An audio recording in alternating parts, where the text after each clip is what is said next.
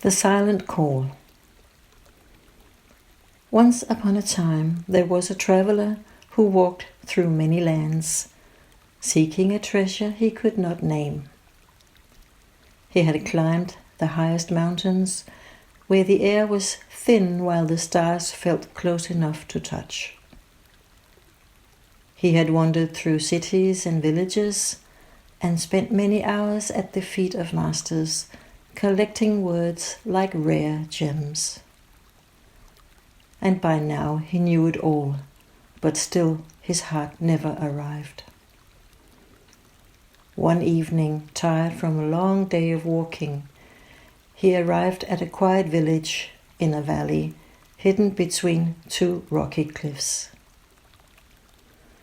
An old lady sitting at the entrance on a stone watched him approaching. Her eyes were deep and knowing, and her face held a kindness that made him pause to say hello. "By the looks of it, it seems that you have traveled far," she said. "What is it you seek?" The traveler hesitated. "To be honest, I don't know what I'm looking for. I have searched for meaning, truth, and something beyond this world. I have learned many techniques and heard many ideas, but none could answer the longing that I carry in my heart." The old woman nodded in an understanding way. She looked at him and said, "Then you have been looking in the wrong places." And she stood up and pointed at a small circle of trees with a stone in the middle. While pointing at it, she said, "Sit there, be still, be." The traveler frowned. He had climbed mountains and crossed deserts to talk with wise men. How could sitting still between the trees bring him anything new? But something in the woman's voice was so familiar that it just compelled him to do as she said. So there he sat. At first his mind raced around, thinking of all the techniques he had learned, all the things he still had to do today, while in reality he had nothing to do. But as time passed by, he felt the sun warming his face. A warm flush of joy started running through his veins. He stopped racing and he started to be, and something new rose. Beneath the noise of his racing mind and running heart, there was something else. Something peaceful and quiet. Something steady and familiar. He found something else than he expected. He found in being present a light that was always there, but that had only waited to be noticed. What he found in silence spoke to him in a wordless manner that he understood as follows. "The thing I seek never was outside of me.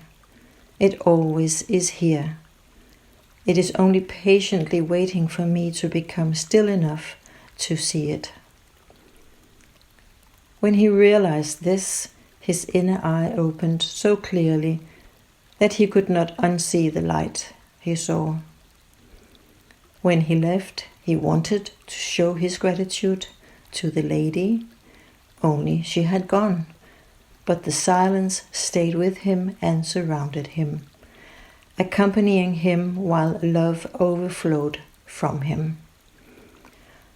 After this he knew that now his journey had truly begun.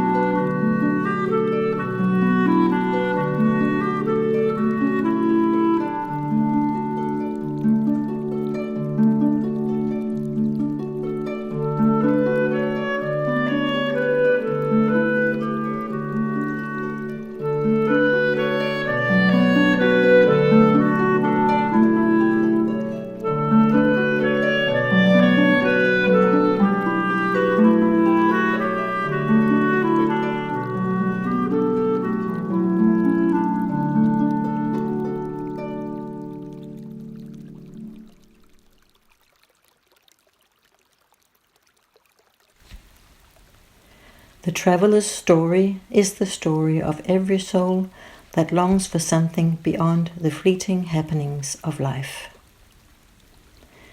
We search for security in this world by chasing possessions, knowledge, and achievements, believing that fulfillment is something to be found outside ourselves. But sooner or later we find that real understanding doesn't come from accumulating new ideas. Real understanding arises from emptiness. Emptiness or stillness are often misunderstood. Emptiness is not a lack of anything, nor is it a total void. Emptiness is more a clearing that is created to make space for the most radiant force of life. Our mind, usually filled with its endless strings of thoughts, speculations, opinions, and desires, leaves little room for the voice of the eternal spirit calling from our heart. It is only when we step out of our constant mental and emotional motions that we allow the silence to take root within us. Only in silence can something totally new emerge that is of a different nature. Inner silence allows us to discover the workings of the laws of love and truth. Inner silence knows the mystery of the real.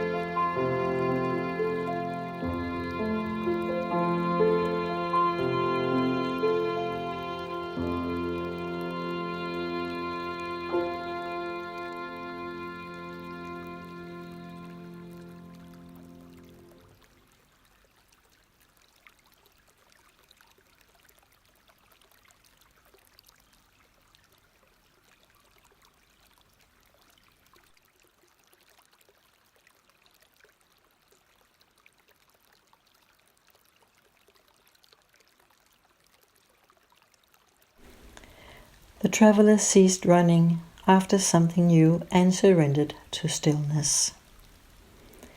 He did not lose anything essential, but he finally discovered that the kingdom is not found in a teaching in itself, but in the revelation of that teaching through each one of us in the present moment. The outer world encourages us to keep on running and to keep on seeking and consuming in the illusion that it will make us stronger and find it someday. But the path is not someday, it is today. It is lit by the light of the Spirit spark, while we empty ourselves through self-surrender, by letting be, and by becoming silent enough to be able to see by the light of the mystery. In the silence, the Spirit keeps fulfilling us, while it nourishes our new soul in such a way that it unfolds in a new reality. And so the traveler's journey did not end with the end of the story. It had only just begun in dedicating every moment of the day to keeping the silent undertone alive in the background of his being, to have it always close to access it fully.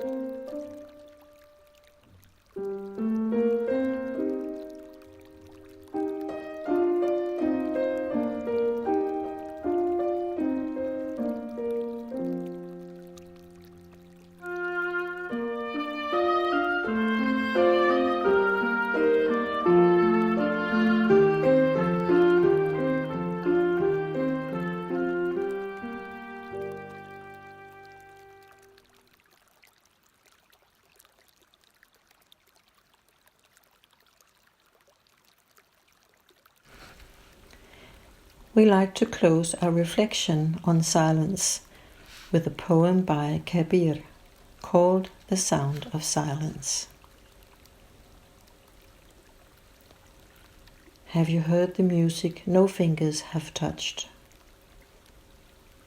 The silent song that rises in the heart,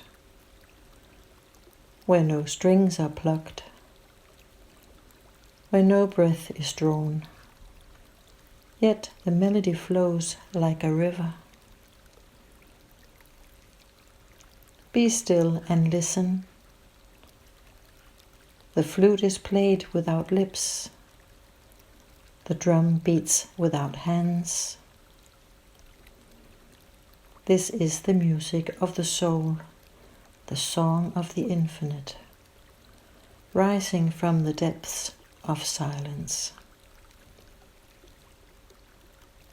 You wander far, seeking wisdom, but the jewel you long for is within.